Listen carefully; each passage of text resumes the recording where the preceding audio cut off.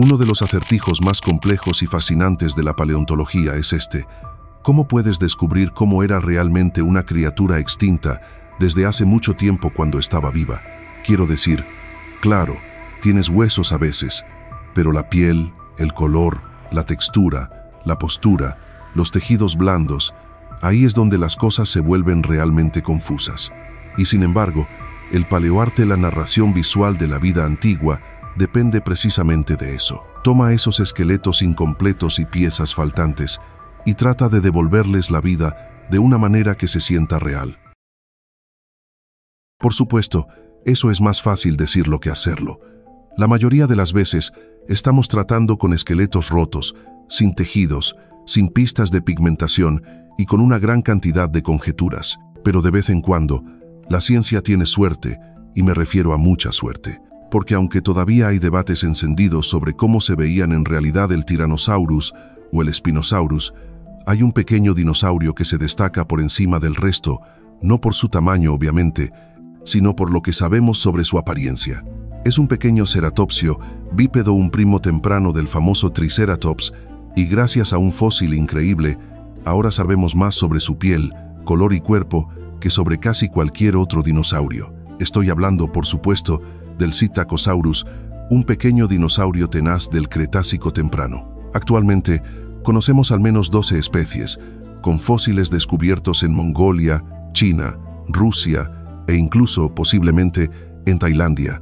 A diferencia de sus descendientes más corpulentos y cuadrúpedos, el Psittacosaurus aún podía moverse en 2 patas. La mayoría de las especies aún no tenían los característicos volantes y cuernos por los que los ceratopsios posteriores se hicieron conocidos, aunque en especies como Psittacosaurus sibiricus sí se observan pequeños cuernos sobre los ojos y los primeros indicios de un volante más largo en formación. Y sin importar la especie, algo que todas comparten son esos huesos yugales ensanchados, los cuernos de las mejillas, especialmente marcados en Sibiricus. Ahora, gracias al gran volumen de fósiles, los paleontólogos ya tenían una idea bastante clara de cómo era este animal, cómo era la forma de su cráneo, su estructura corporal general, e incluso cuánto variaban las especies individuales entre sí, lo cual, por cierto, es algo que casi nunca podemos ver en los dinosaurios. Pero luego llegó un fósil que lo cambió todo. El espécimen SMFR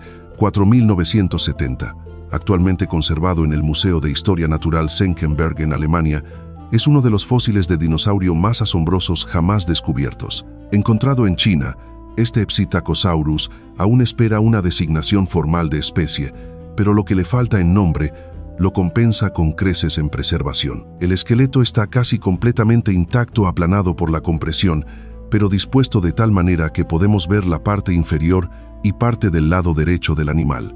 Y claro, los huesos son increíbles, pero ni siquiera eso es lo más impactante. Lo que realmente distingue a este fósil es lo que todavía conserva. Hay piel real fosilizada, cubriendo la mayor parte del cuerpo.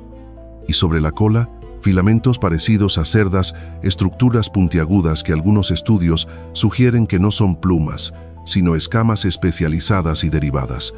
De cualquier forma, son dramáticos, son hermosos y son real.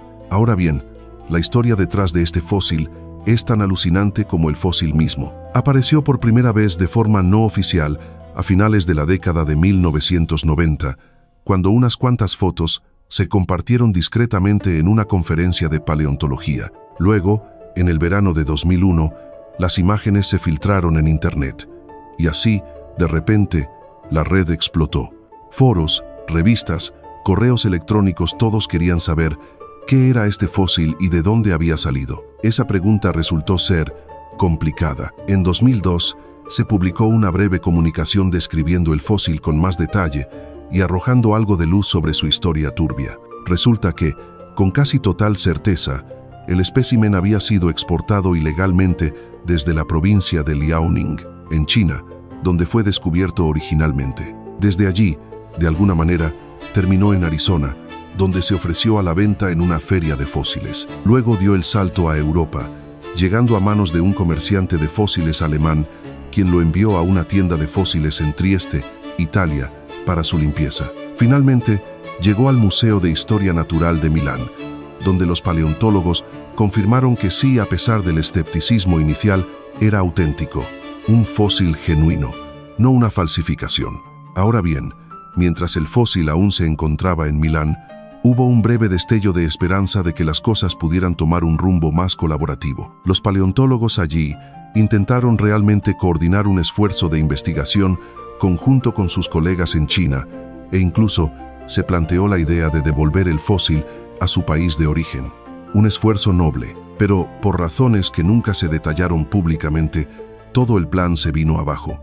El espécimen terminó siendo enviado de nuevo a la tienda de fósiles en Trieste, donde había sido limpiado anteriormente, y desde allí regresó directamente a manos del mismo comerciante de fósiles alemán. Entonces llegó un giro importante. En diciembre de 2001, se anunció que el Museo de Historia Natural Senckenberg, en Frankfurt, había comprado el fósil por unos $200.000. Como puedes imaginar, esto no pasó desapercibido. El fósil, con toda probabilidad, había sido sacado de contrabando desde China, y su repentina aparición en un museo europeo generó muchas discusiones acaloradas sobre ética, legalidad y las zonas grises del comercio de fósiles. Desde que pasó a formar parte de la colección del Senckenberg, el fósil ha sido objeto de varios artículos científicos, cada uno revelando una nueva capa de la historia de este animal. Y aunque los primeros rumores pusieron en duda su autenticidad, recuerda, esas fotos borrosas hicieron que algunos creyeran que podía ser falso. El estudio científico completo confirmó que el fósil es completamente real. De hecho, cuando el personal del museo preparó algunas partes del espécimen con mayor detalle, descubrieron incluso más parches de tejido blando ocultos bajo el sedimento. No solo era auténtico, era mejor de lo que pensábamos. Y esas misteriosas cerdas a lo largo de la cola también son reales. Definitivamente no son restos vegetales, como algunos escépticos habían sugerido. Son parte del propio animal. La primera descripción formal del tejido blando preservado del fósil apareció en una breve publicación en 2002. Pero el siguiente gran avance llegó en 2010, con un artículo mucho más detallado. Este no solo describía la piel, la cartografió. Los paleontólogos identificaron 3 tipos diferentes de escamas en el cuerpo. Escamas grandes y anchas, con forma de placas, y un tercer tipo, escamas poligonales, llamadas tubérculos. Al observar dónde se ubicaba cada tipo de escama, se dieron cuenta de que la piel del dinosaurio probablemente mostraba un patrón moteado de zonas claras y oscuras en vida, creando lo que se conoce como coloración críptica. Y aún más emocionante, encontraron evidencia de contrasombreado, countershading. Ahora bien, el contrasombreado es uno de esos trucos evolutivos maravillosamente simples pero ingeniosos. Se ve por todas partes en la naturaleza hoy en día, particularmente en animales que intentan no ser vistos. La idea es esta: el animal es más oscuro en la parte superior y más claro en la inferior. De ese modo, la luz que lo golpea desde arriba no proyecta sombras fuertes, haciendo que todo el cuerpo sea más difícil de detectar. Los tiburones lo hacen, los ciervos lo hacen, incluso los pingüinos lo hacen. Entonces, ¿por qué no un dinosaurio? Y efectivamente, Psittacosaurus mostró señales claras de ello, especialmente cerca de la base de la cola, donde la pigmentación más oscura en la parte superior se desvanecía hacia tonos más claros en la parte inferior. Esto no era solo una suposición bien informada, era evidencia fósil preservada de camuflaje en un dinosaurio que vivió hace más de 120 millones de años. Y ese estudio no fue el final. En 2016, otro artículo llevó toda la historia del contrasombreado un paso más allá, planteando una pregunta audaz: ¿en qué tipo de entorno vivía el Psittacosaurus, basándonos únicamente en su coloración? Aquí es donde las cosas se pusieron especialmente interesantes. En el estudio de 2016, los investigadores decidieron llevar los datos sobre el contrasombreado un paso gigantesco más allá y usarlos no solo para hablar del tono de la piel, sino para inferir el entorno en el que vivía el Psittacosaurus. Así es, averiguaron dónde vivía este dinosaurio, basándose en la forma en que su color se desvanecía de oscuro a claro. ¿Y cómo lo hicieron?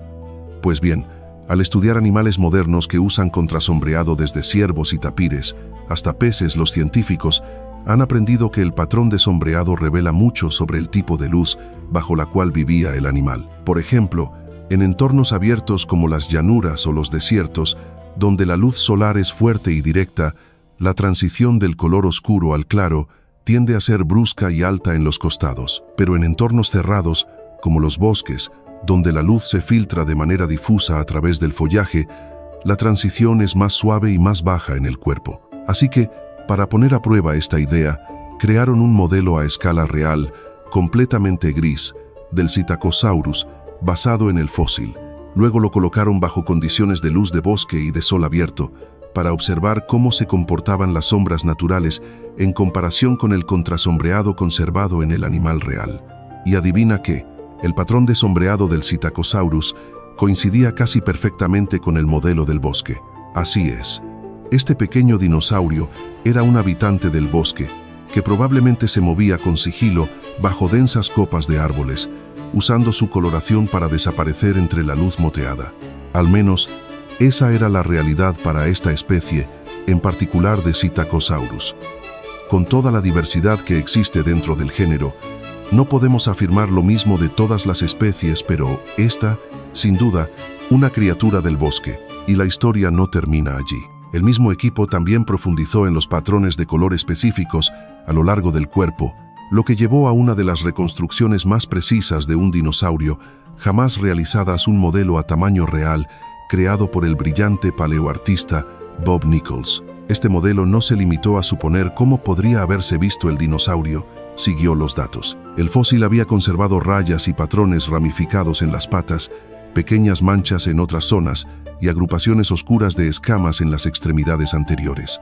Los cuernos yugales y el rostro altamente pigmentados, posiblemente con fines de exhibición. Y bajo el microscopio electrónico, los científicos incluso encontraron melanosomas, los orgánulos encargados de almacenar pigmento dentro de las células, aún incrustados en las escamas. Eso es enorme, porque los melanosomas no solo indican que alguna vez hubo color, revelan qué tipo de color. Gracias a sus formas y distribuciones, los paleontólogos pudieron confirmar que las zonas más oscuras del fósil eran genuinamente oscuras en vida. No eran manchas, no eran artefactos, eran marcas reales en un animal real. La gama completa de colores probablemente iba desde marrones oscuros, pasando por castaño, ámbar, hasta amarillos suaves en las partes más claras del cuerpo. Y Bob Nichols capturó todo eso con un nivel de detalle exquisito, desde las escamas grandes en forma de placas sobre codos y rodillas, hasta el moteado y rayado en extremidades y cuello, y la pigmentación oscurecida alrededor del rostro, los cuernos y sí, incluso la cloaca. Y por supuesto, las cerdas de la cola también se incluyeron representadas en un tono amarillo delicado, coherente con el resto de la paleta cromática. Sinceramente, cuando uno se para frente a ese modelo, no está viendo una suposición, está viendo la reconstrucción de un dinosaurio más científicamente fundamentada que se haya creado jamás. Cada centímetro respaldado por datos, cada raya, cada escama, cada sombra y cada pigmento arraigado en evidencia fósil. Somos increíblemente afortunados de tenerlo. Y hablando de la cloaca, oh sí, vamos a hablar de eso. Esa región altamente pigmentada alrededor de la única abertura, usada tanto para excreción como para reproducción, también llamó la atención de los investigadores. Después del artículo publicado en 2016, el equipo regresó para un nuevo análisis que, en 2021, dio origen a lo que ahora se conoce infamemente como el artículo del ano de dinosaurio. Sí, en serio. Y sí, salió en los titulares. Este estudio examinó con más detalle de lo que nadie probablemente jamás esperaba una abertura cloacal de más de 120 millones de años de antigüedad, y el nivel de detalle que lograron extraer fue asombroso. Cuando vi el espécimen en persona, no pude evitar detenerme a contemplarlo. Quiero decir, ¿con qué frecuencia puedes señalar un fósil y decir, esa es su cloaca real, justo ahí? Pero hablando en serio, esta región del fósil se convirtió en el centro de un estudio anatómico extremadamente detallado, parte de lo que hoy se conoce con cariño como el artículo de la cloaca. La interpretación original, publicada en el artículo de 2016, había hecho algunas suposiciones, pero en 2021 los investigadores regresaron con una nueva mirada y mejores técnicas de imagen, y descubrieron que había aún más detalles anatómicos visibles de lo que nadie había imaginado. Uno de los elementos clave era el par de labios laterales y el lóbulo dorsal, estructuras de tejido blando que habrían enmarcado la cloaca en sí. La forma exacta de la abertura, sin embargo, sigue siendo un misterio, ya que está oculta bajo los tejidos circundantes. Pero eso no impidió que los científicos redujeran las posibilidades. Utilizaron una técnica llamada marco filogenético extante, Extant Phylogenetic Bracketing, que básicamente significa: veamos animales vivos en ambos extremos del árbol evolutivo y comparemos. En el caso de un dinosaurio no aviano como Psittacosaurus, eso implica observar aves modernas por un lado y cocodrilos por el otro. Las aves tienen una cloaca redondeada. Los cocodrilos tienen una hendidura longitudinal. Entonces, ¿qué tenía Psittacosaurus? Bueno, quédate atento porque esa respuesta llegó un poco más tarde y valió la pena esperar. Otra observación fascinante de esta región cloacal fue la intensa pigmentación a lo largo de los labios. Las escamas allí medían entre 3 y 6 milímetros de ancho y en vida habrían sido visiblemente oscuras. Puede parecer trivial, pero eso llevó a los investigadores a una idea bastante audaz. Y si la cloaca no solo era funcional, sino también atractiva, en algunas aves modernas, la zona alrededor de la cloaca es visualmente distinta, probablemente como señal sexual. Así que la hipótesis es: si Psittacosaurus tenía labios oscuros y contrastantes alrededor del orificio, quizás también los usaba para atraer pareja. Algo así como joyería evolutiva, si se quiere. Y aún hay más. Estas áreas pigmentadas también coinciden con la ubicación de las glándulas almizcleras en cocodrilos modernos, glándulas que producen secreciones olorosas durante exhibiciones e interacciones. Eso llevó a los investigadores a preguntarse: ¿podría Psittacosaurus haber tenido glándulas odoríferas también?